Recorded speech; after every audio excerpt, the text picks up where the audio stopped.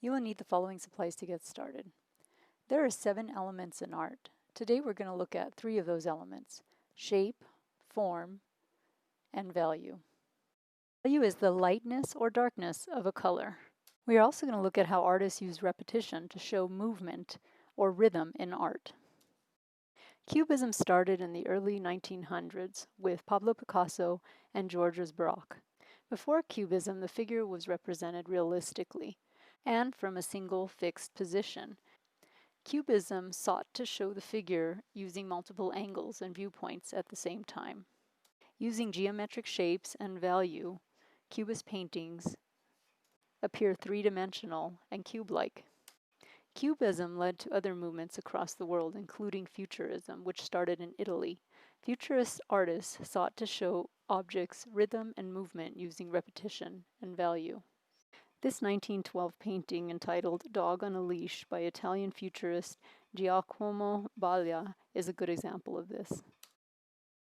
You're going to create your own motion and value drawing, starting with an interesting gesture. Draw out your gesture first, and then you're going to cut it out.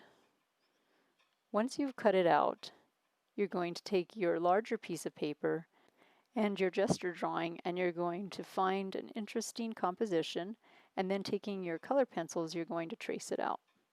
So I'm starting out with the blue, and then I'm just going to go all the way around my figure, and I need to hold it down so it doesn't slip.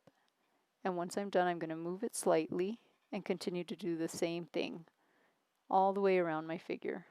I'm going to do this several times. You can switch out the color each time, or you can use the same color, but you'll be repeating this over and over. This is going to give the illusion of movement.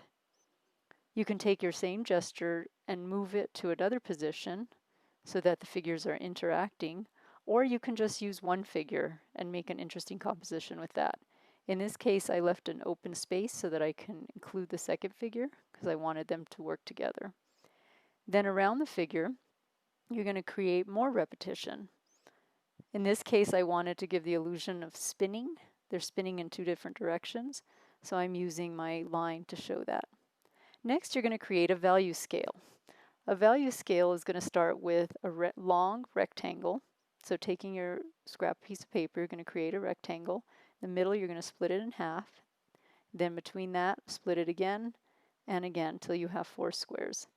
You're going to do a dark to light.